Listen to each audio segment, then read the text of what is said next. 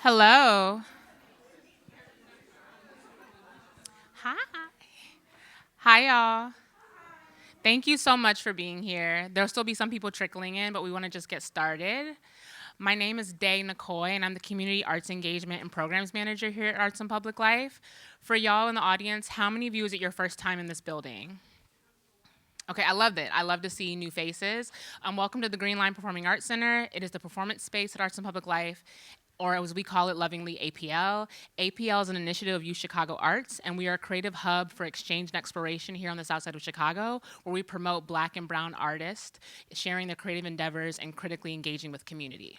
So thank you for being here for tonight's performance of World After This One, a performance by Benji Hart. This performance is a part of a premiere happening across the city. We are the South Side premiere. And if you love what you see tonight, and I know that you will, please check it out again next weekend at Steppenwolf Theater. I know, that's big time. So we might be free, but they ain't. So we just want you to have a really good time. Benji has worked very hard on this, done amazing work, not just only on what you're gonna see and what you're gonna hear, but if you've seen the visuals and the graphics, like Benji took care of that. So thank you all for being here, friends and family, and please welcome Benji Hart.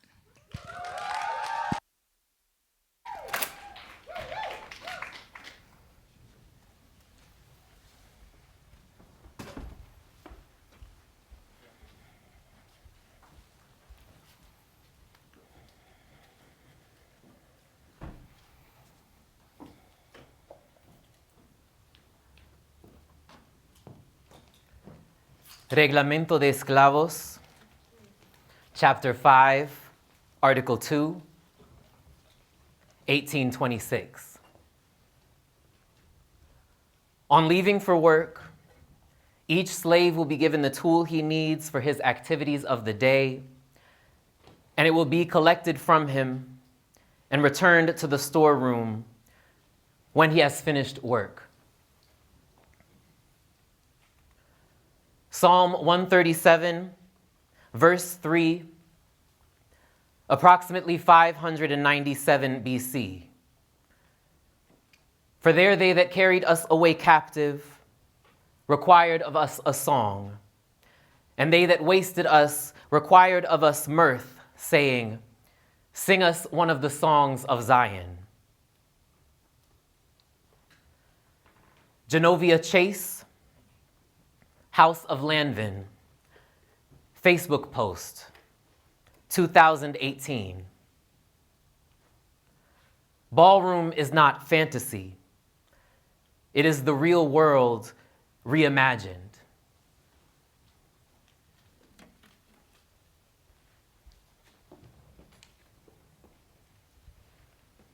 Good evening, everyone. Thank you all so much for coming. The piece that I'm about to perform is structured around 11 gestures or motions which form a recurring vocabulary. This vocabulary is going to be repeated in 3 iterations in 3 separate acts.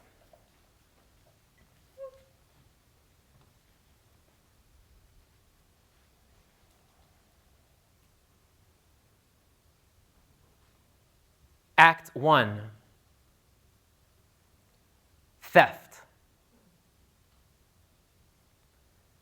Trans and queer inmates develop pop, dip, and spin, a rhythmic approximation of the pomp and strut of runway models. Only after the form is exported to the larger ballroom scene does it begin to be referred to as vogue, after the high fashion magazine from which dancers borrow their angular poses. The form is conceptualized almost inevitably as a desperate yearning for the trappings of wealth, less frequently as theft committed by the stolen.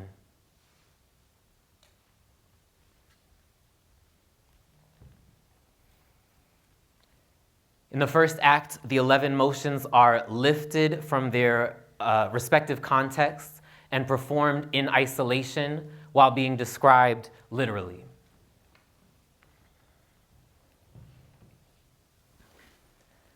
Raise both arms directly above head, palms facing outward.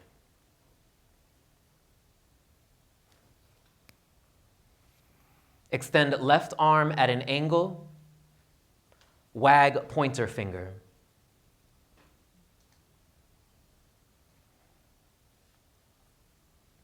Open both hands at waist level, palms facing outward.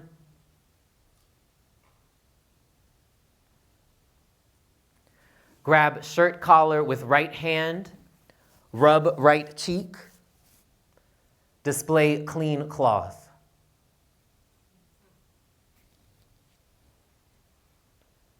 Extend left arm, hand flat, palm facing downward, parallel to the ground. Extend right arm, hand flat, palm facing downward, parallel to the ground. Touch fingertips of left hand to left temple. Draw right hand in a circle around the head, palm facing inward, counterclockwise. Place left palm on breastbone. Place right palm directly beneath navel, elbows out.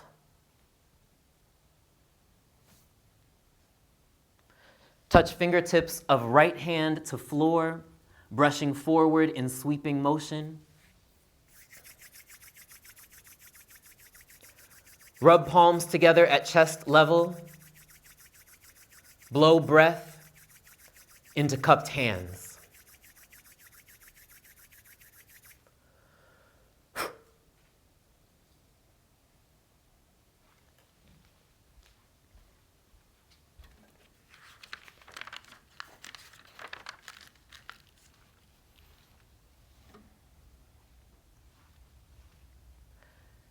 Inventory.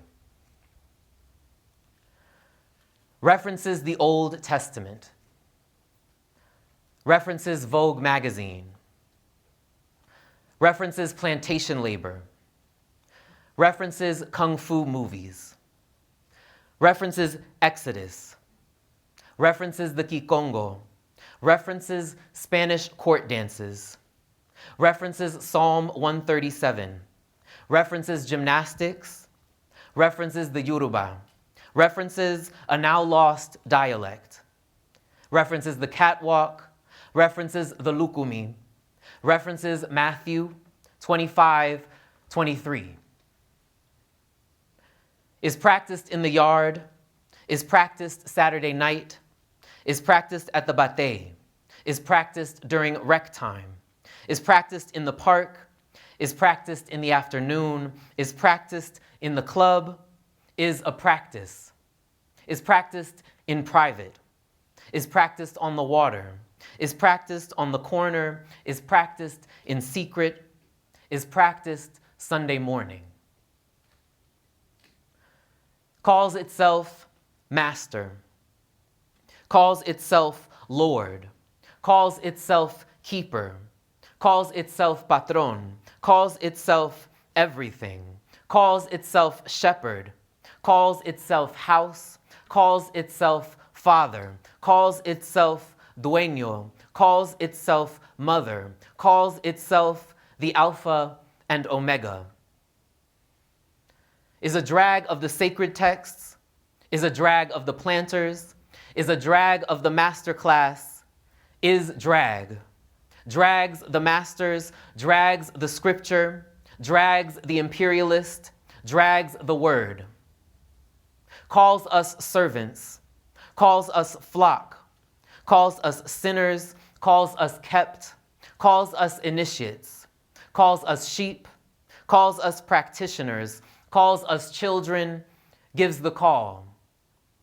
Renames the saints, renames the limbs, renames the West, renames the blood, renames the chapter, renames the tongue, renames the island, renames the motherland, renames the mother, renames the never named, names the unnameable. Holds the pose, grinds the cane, tugs the skirt, swings the machete, frets its palms, encircles the head, shakes the fingers, rips the page, pounds the chest, spreads the arms, breaks the wrist, catches the breath, binds the stalk, lifts the hand, surrenders the spirit.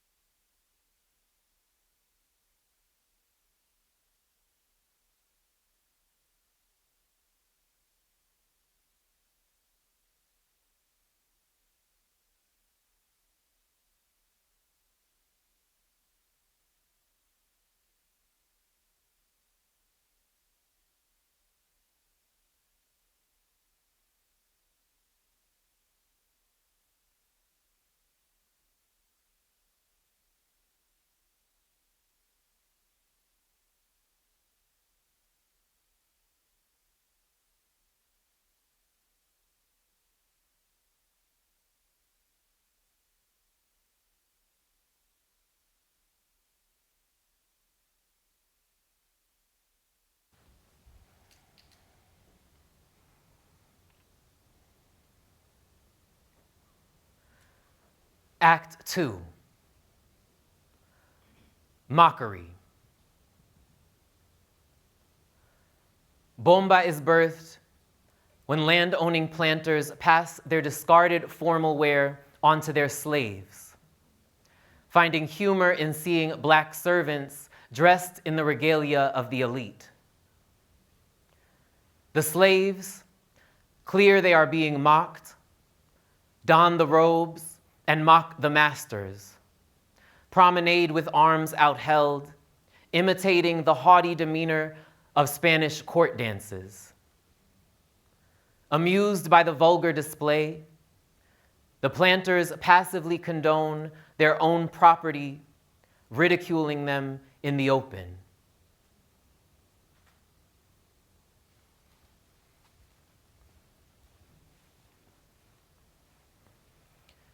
In the second act, the 11 motions are ascribed dual competing interpretations.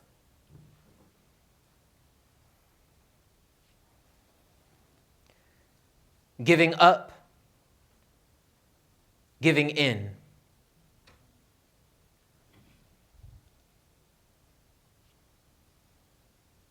Rejecting, witnessing.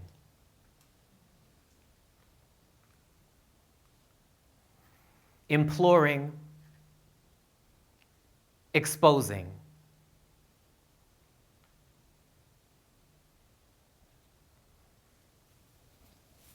Defying, conforming.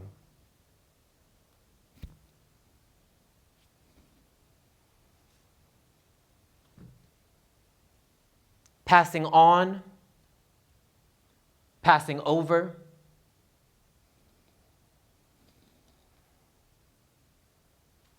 Breaking, bearing.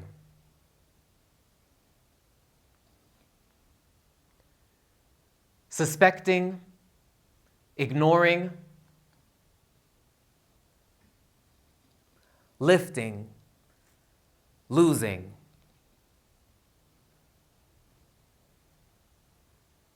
Listening, hearing. Rooting, dragging.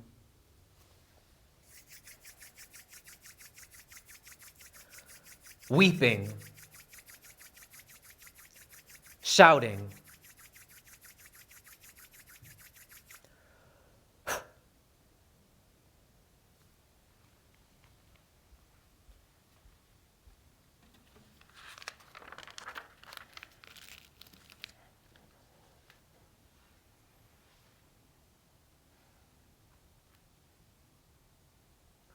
Homily. What does it mean for an enslaved people to adopt the symbology of their own enslavement as the primary metaphor for freedom? Old spiritual, soon I will be done with the troubles of the world, going home to live with God, where God is Jah, Jah, a shortening of Jehovah, which appears some 50 times in the Hebrew Bible, 24 of those within the larger utterance, Hallelujah. Slaves in colonial Jamaica, made to study the Old Testament, reinterpret Exodus as the epic of their own exile, refer to the West as Babylon, the motherland to which they believe they will one day return, Zion. Not to be confused with Zionism and its innumerable logics of detention. Rikers Island, named in part for Richard Riker, 19th century lawyer who takes particular pleasure in returning black Northerners to their former Southern owners. Incarcerated queens vogue before the induction of the term vogue, entertaining their fellows in bondage. How can we sing King Alpha's song in a strange land? Some of y'all might be familiar with the Melodians' 1970 rendition. It being impossible for niggas to have the intellectual dexterity to warp the concept of their own captivity in on itself. Well done, servant. That's what I want my Lord to say. Survival, while insufficient, is still an act of defiance. Few recall Jesus declaring, "I came not to bring peace, but a sword." Crucifixion, after all, state-sanctioned violence. State-sanctioned violence, crucifixion, rakia, demo, Maya, Quintonio, Kiki,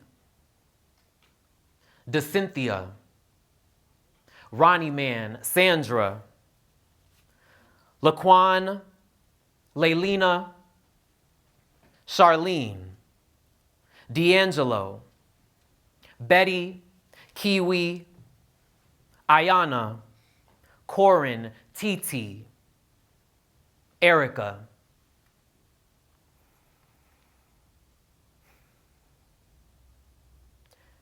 Each speaking of their names lays Pax Romana bare. Insists the empire has no democracy to spread. Everybody talking about heaven ain't going there. The subtext being, our captors are not bound for the milk and honey land of their own invention. Ponce, 1826. Slaves plan armed insurrection under the pretense of a dance and drumming circle known as a bombazo. After the failed conspiracy, conspire literally meaning to breathe together. Gobernador Miguel de la Torre issues formal decree, increasing foreman oversight and restricting mobility. Think no-fly list. Think no-fly zone. Think one bright morning when my work is over. And haven't we always named liberation through the syllables of enslavement? Is Zion behind or ahead of us? To whom is the machete loyal? In that great getting up morning, where we finna fly to?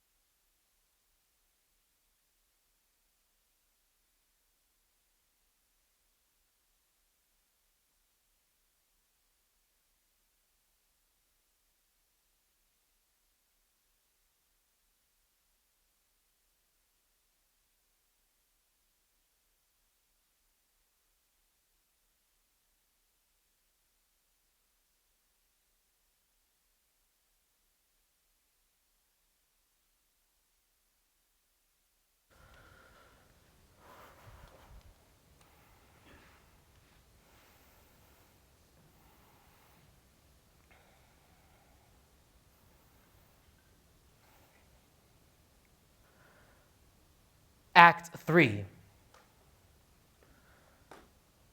reclamation.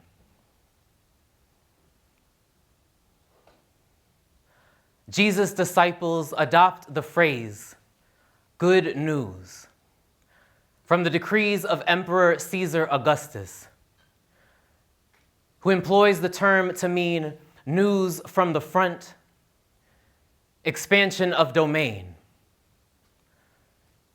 The subverting of the phrase on the part of early Christians intends to communicate that grace flows only from God, that the fall of empire, not its expansion, is good news.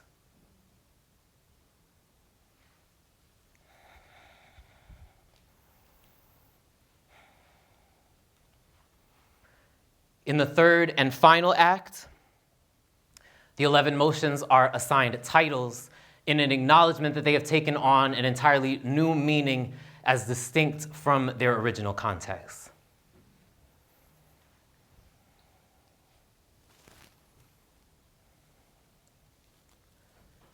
Surrender.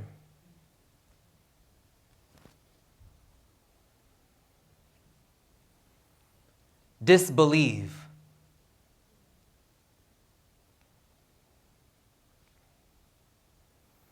Possibility of revelation.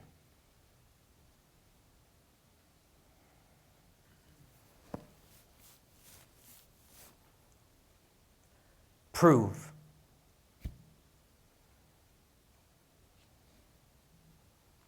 Those that came before, those that have yet to come,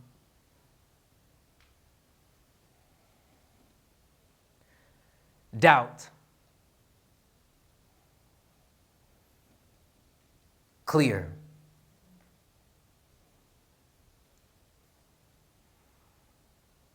intuit, remember,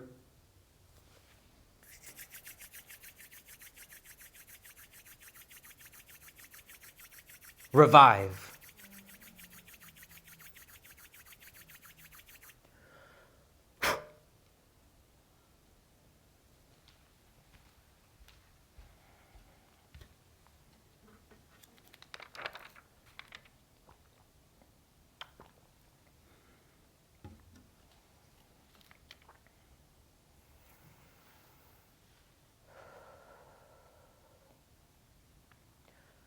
Deterioration.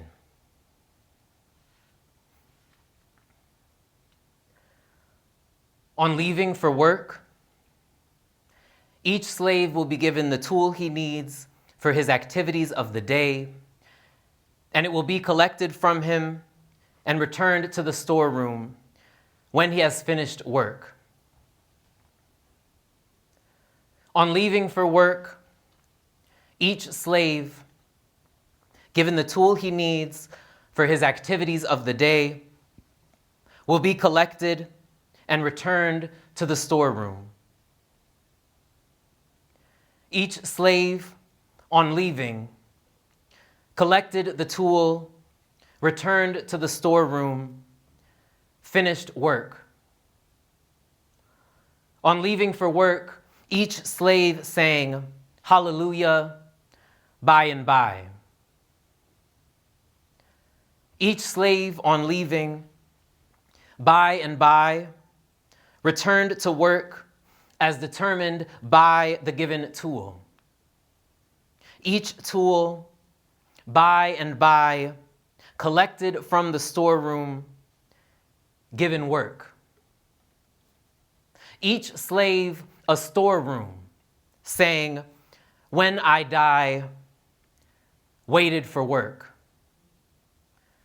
The tool sang in the slave's hand, by and biding its time. Each slave sang, "Swing low, sweet chariot," swung the tool above his head.